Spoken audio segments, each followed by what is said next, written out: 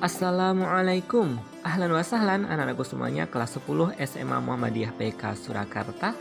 Alhamdulillah wassalatu wassalamu ala Rasulillah. Kali ini kita bertemu lagi dalam pelajaran Al-Quran dan Hadis kelas 10. Dan anak-anakku sekarang kita masuk ke bab 2, yakni taat beribadah dan khalifah yang amanah.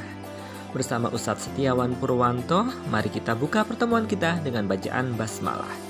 Bismillahirrahmanirrahim. Anak-anakku, manusia adalah makhluk Allah yang tercipta dalam keadaan ahsani taqwim atau dalam sebaik-baik bentuk penciptaan. Kenapa? Karena manusia mempunyai potensi jasmani dan rohani. Potensi jasmani, manusia diberi anggota badan yang lengkap yang memungkinkannya untuk melakukan berbagai macam perbuatan yang barangkali sulit dilakukan oleh makhluk lain. Sedangkan potensi ruhani, manusia diberi akal dan hati yang membedakannya dari makhluk lain. Dengan akal dan hati, manusia bisa membedakan antara yang benar atau hak dan yang salah atau yang batil. Nah, anak-anakku, dengan potensi jasmani dan ruhani ini, manusia harus mampu melaksanakan misi hidup yang mulia, yang berbeda dengan binatang yang tidak bisa membedakan antara yang baik dan yang buruk dan cenderung memperturutkan hawa nafsunya. Anak-anakku, ada dua tugas mulia manusia, yakni sebagai Abdullah dan sebagai Khalifatullah fil ardi. Apa saja itu? Mari kita bahas bersama.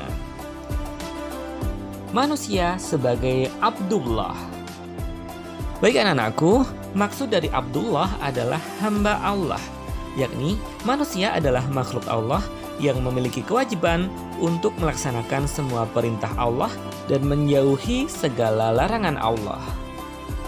Tujuan diciptakannya manusia oleh Allah di dunia adalah untuk beribadah kepada Allah.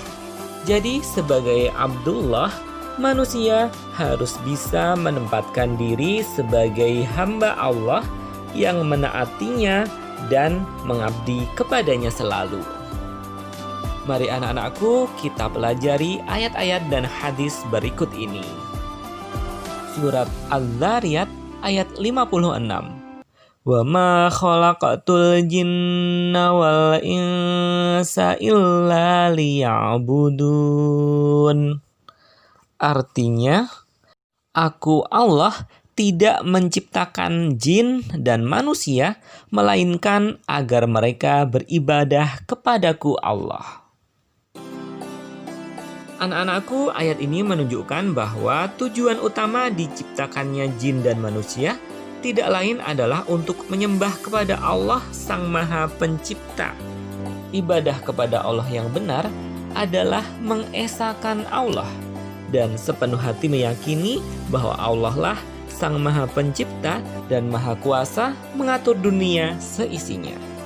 Oleh sebab itu, hanyalah Allah yang berhak disembah dan diagungkan. Anak-anakku, ibadah adalah mendekatkan diri kepada Allah dengan jalan menaati segala perintahnya, menjauhi segala larangannya, dan mengamalkan segala yang diizinkan oleh Allah. Ibadah ada dua macam, yakni ibadah mahdoh dan ghairu mahdoh. Anak-anakku, ibadah mahdoh adalah ibadah yang khusus yang sudah ditentukan tata caranya secara rinci. Misalnya, ibadah sholat, zakat, puasa, haji, membaca Quran, dan lain-lain. Sedangkan ibadah ghairu mahdoh adalah ibadah yang umum, yakni segala macam perbuatan di dunia yang diniatkan untuk mencari ridho Allah. Misalnya menuntut ilmu, bekerja yang jujur dan amanah, membangun rumah sakit, membangun sekolah, dan lain-lain.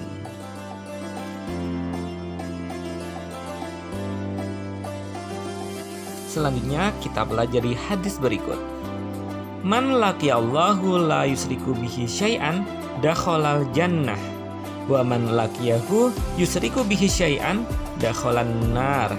Hadis riwayat Muslim. Artinya, barang siapa menjumpai Allah yakni mati dalam keadaan tidak mempersekutukannya dengan sesuatu apapun, ia akan masuk surga. Dan barang siapa menjumpai Allah dalam keadaan mempersekutukan Allah dengan sesuatu, dia akan masuk neraka. Hadis riwayat Muslim.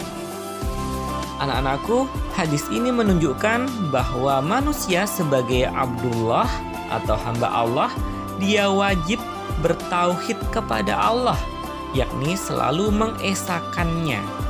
Maka barang siapa mengesahkan Allah hingga akhir hayatnya, Allah akan memasukkannya ke dalam surga.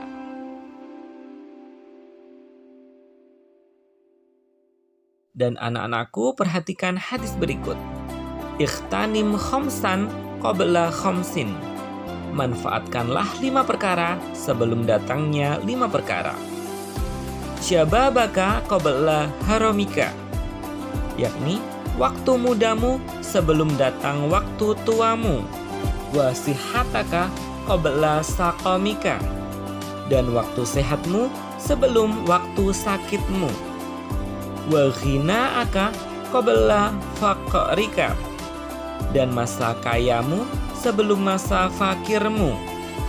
Wa faraghaka qabla syughlika, dan waktu luangmu sebelum waktu sibukmu. Wa hayataka qabla mautika, dan hidupmu sebelum matimu. Hadis riwayat Hakim. Demikian anak-anakku, sebagai Abdullah atau hamba Allah, manusia hendaknya memanfaatkan kesempatan sebaik-baiknya. Hendaknya manusia menggunakan sebaik-baiknya waktu mudanya sebelum waktu tuanya, waktu sehatnya sebelum waktu sakitnya, waktu kayanya sebelum waktu fakirnya, waktu luangnya sebelum waktu sibuknya, dan waktu hidupnya sebelum matinya.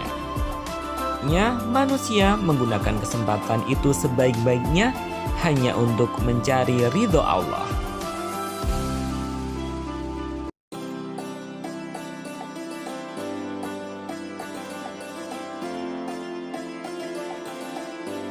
Manusia sebagai khalifatullah fil ardi. Anak-anakku, tugas manusia yang kedua adalah menjadi khalifatullah fil ardi, yakni sebagai khalifah atau wakil Allah di muka bumi. Sebagai khalifatullah fil ardi, manusia bertugas untuk memakmurkan bumi agar terhindar dari kerusakan dan menegakkan aturan-aturan atau syariat Allah di muka bumi. Maka manusia wajib untuk menegakkan perintah-perintah Allah, menjauhi kemaksiatan kepada Allah, dan wajib memakmurkan bumi, melestarikan bumi, dan menjaga bumi dari berbagai macam kerusakan. Mari kita pelajari ayat-ayat dan hadis berikut ini.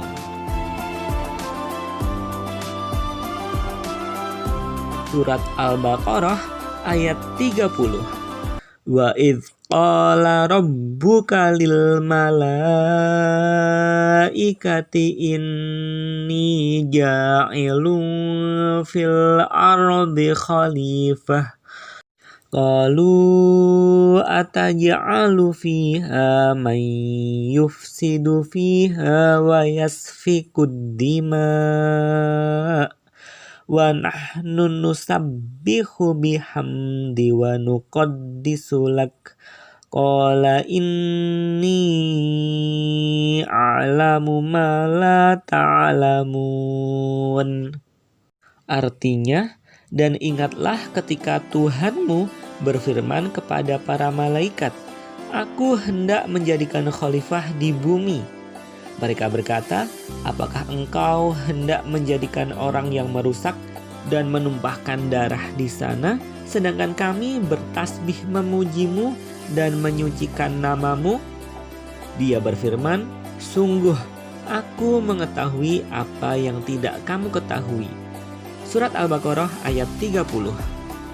Demikian anak-anakku, ketika Allah akan menjadikan manusia sebagai khalifah di muka bumi, malaikat bertanya-tanya bukankah manusia itu gemar merusak dan menumpahkan darah? Tapi Allah Maha mengetahui. Allah tetap menjadikan manusia sebagai khalifah di muka bumi dan membekali manusia dengan potensi jasmani dan rohani yang bila dia gunakan sesuai fitrah dengan sebaik-baiknya, maka dia akan menjadi khalifah di muka bumi yang baik. Demikian pula sebaliknya.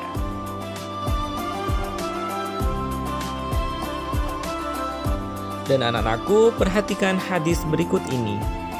Ala kullukum ra'in wa kullukum mas'ulun an ra'iyatihi.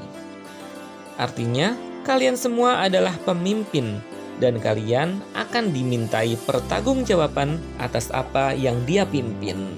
Muttafaqun alaih. Demikian anak-anakku, pada hakikatnya setiap manusia adalah seorang pemimpin dan ia akan dimintai pertanggungjawaban atas segala hal yang dipimpinnya. Setiap manusia adalah pemimpin bagi diri pribadinya sendiri dalam mengendalikan hawa nafsu dan dalam mengatur dirinya agar senantiasa taat kepada Allah Subhanahu wa Ta'ala. Seorang ayah adalah pemimpin keluarganya, seorang ibu adalah pemimpin dalam mengatur urusan rumah tangga. Seorang raja atau presiden adalah pemimpin bagi rakyatnya dan lain-lain, dan semua kepemimpinan akan dimintai pertanggungjawaban di depan Allah di hari akhir nanti.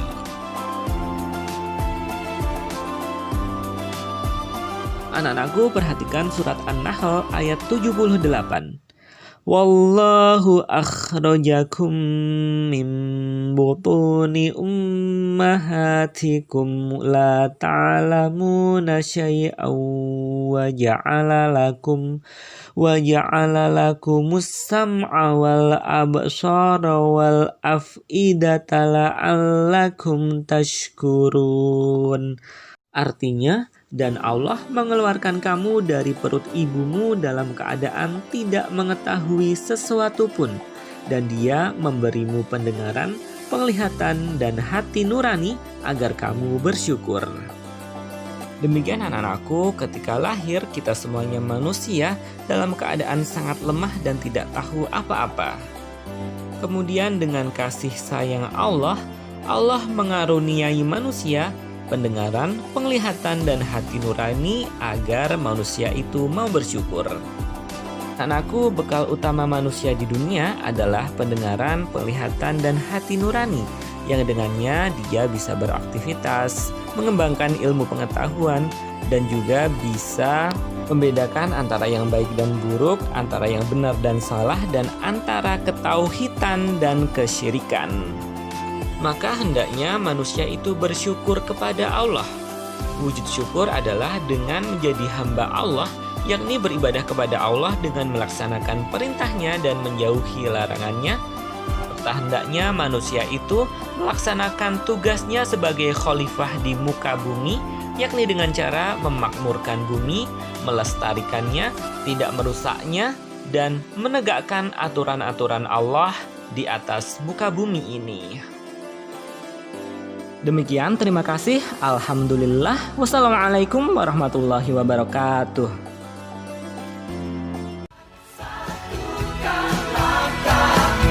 Bersama